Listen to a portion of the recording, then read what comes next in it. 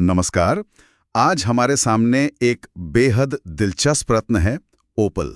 ये अपनी रंग बदलती चमक के लिए तो मशहूर है ही, लेकिन क्या ये सिर्फ एक खूबसूरत पत्थर है? हमारे पास जो स्रोत है, ओपल प्रेम और सौंदर्य का रत्न, वो इससे कहीं ज्यादा बताता है। तो आज हम इसी स्रोत की गहराइयों में उतरेंगे और समझेंगे कि भाई ओपल को प्रेम, सौंदर्य और विलासिता से क्यों जोड़ा जाता है। चलिए शुरू करते हैं। बिल्कुल। और ये स्रोत काफी अच्छा है क्योंकि ये ओपल के कई आयामों को छूता है। मतलब इतिहास भी, ज्योतिष भी, विज्ञान भी, और हाँ, इसे पहनने के तरीके भी। हमारा मकसद यही है कि इन सभी पहलुओं से जो सबसे जरूरी बातें हैं उन्हें निकालकर सामने रखें, ताकि ओपल का एक साफ चित्र उभर सके, जैसा इस सामग्री में दिया गया है। सही बात है। तो सबसे पहले ओपल की पहचान ही है उसका प्ले ऑफ कलर, है ना? मतलब जैसे ही रोशनी बदलती है या आप उसे थोड़ा घुमाते हैं, उसमें वो इंद्रधनुषी रंग दिखते हैं नाचते हुए से। हाँ हाँ, बिल्कुल। इसीलिए शायद इसे दूधिया पत्थर भी कहते हैं कुछ लोग। अच्छा, और स्रोत इसे सीधे शुक्र ग्रह से जोड़ता है। शुक्र मतलब ज्योतिष में प्रेम, सौंदर्य, कला और हाँ, भौतिक सुखों का कारक। हाँ, और ये जुड़ाव कोई नया नहीं है। दिलचस्प बात यह है कि स्रोत बताता है कि प्राचीन रोम में तो इसे सभी रत्नों का राजा मानते थे। सभी रत्नों का राजा? वाह। शायद इसलिए कि इसमें बाकी कई रत्नों के रंग दिख जाते हैं एक साथ। वहीं यूनानी मानते थे कि इसमें भविष्यवाणी की शक्ति है। अच्छा। और भारत में यहाँ तो ये शुक्र रत्न के तौर पर जाना जाता है। मतलब विवाह, सुख, समृद्धि, वैभव, इन सब चीजों से जुड़ा हुआ। और ये मिलता कहाँ है? स्रोत के अनुसार मुख्य रूप से ऑस्ट्रेलिया, इथियोपिया और मेक्सिको में। ऑस्ट्रेलिया तो खैर दुनिया का लगभग 90% ओपल देता है। क्या बात है। मतलब इतिहास में भी इसे सिर्फ सुंदरता से बढ़कर ही देखा गया है। राजा भी और भविष्यवक्ता भी। अब ज्योतिष की बात करें तो स्रोत कहता है कि ये वृषभ और तुला राशि वालों के लिए खास तौर पर फायदेमंद है। जी। और फायदे भी सीधे शुक्र ग्रह वाले ही लगते हैं, जैसे वैवाहिक जीवन में मिठास लाना, रचनात्मकता को बढ़ावा देना। बिल्कुल, क्रिएटिविटी। हाँ, और जीवन में सुख सुविधाएं बढ़ाना। स्रोत ये भी इशारा करता है कि जो लोग कला, फैशन, फिल्म या संगीत जैसे क्रिएटिव फील्ड्स में हैं, उनके लिए ये विशेष लाभकारी हो सकता है। और ये दिलचस्प है कि कैसे ये ज्योतिषीय मान्यताएं कहीं ना कहीं इसके वैज्ञानिक पहलू से भी जुड़ती हुई सी लगती हैं। अच्छा, वो कैसे? देखिए, विज्ञान के नजरिए से देखें तो ओपल क्या है? ये हाइड्रेटेड सिलिका है। मतलब इसमें पानी का अंश होता है। पानी का अंश? हाँ, और स्रोत के अनुसार ऐसा माना जाता है कि ये जल तत्व शायद मानसिक तनाव कम करने में मदद करता है, हार्मोनल संतुलन बनाने और त्वचा को बेहतर करने में भी इसका सकारात्मक असर देखा जा सकता है, ऐसा कहते हैं। अच्छा। और वो जो रचनात्मकता और प्रेरणा जगाने की बात है, हो सकता है ये जल तत्व और शुक्र ग्रह के प्रभाव का मिला जुला असर हो, जैसा स्रोत संकेत देता है। अच्छा, तो ये सिर्फ बाहरी चमक नहीं है, ये अंदरूनी संतुलन से भी जुड़ा है।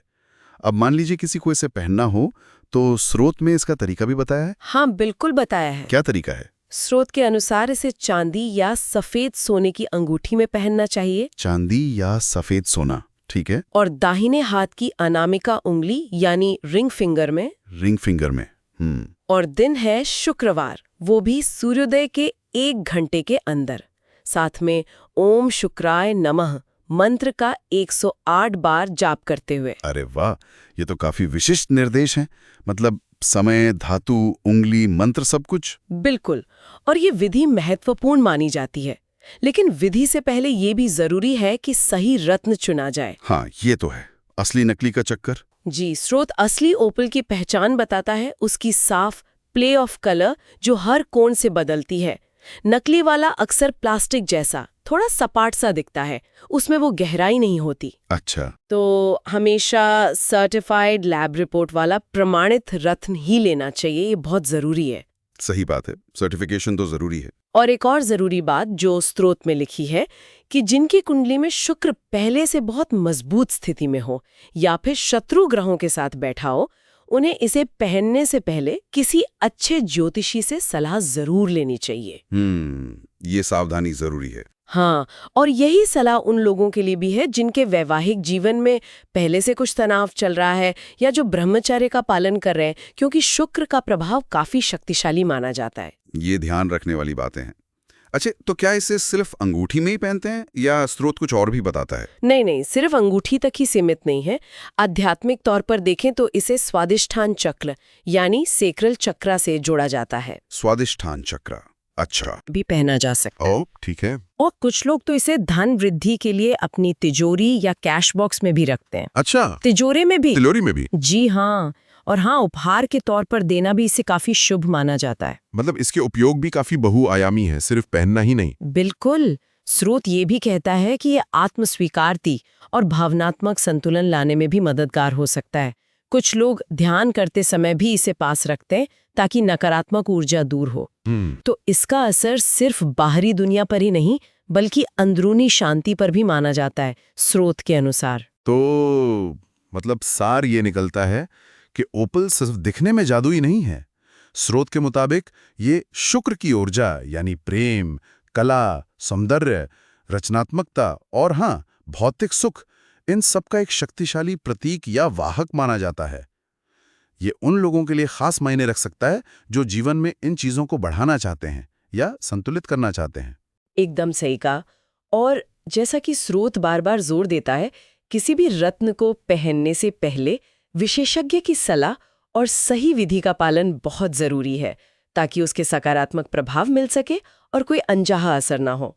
और स्रोत की सारी जानकारी को देखते हुए एक सवाल मेरे मन में आ रहा है। हाँ, बताइए। क्योंकि ओपल में जल तत्व होता है ना, हाइड्रेटेड सिलिका, और ये भावनाओं से जैसे प्रेम, उपचार, इनसे गहराई से जुड़ा है। तो क्या ऐसा हो सकता है कि रत्न के भीतर मौजूद उस पानी की गुणवत्ता या उसका मूल स्रोत, मतलब वो पानी कहाँ से आया, क्या वो उसकी कथित ऊर्जा को किसी सूक्ष्म रूप से प्रभावित कर सकता है? ये तो सोचने वाली बात है। पानी की क्वालिटी का असर रत्न की ऊर्जा पर, दिलचस्प सवाल है। हाँ, इस पर विचार किया जा सकता है।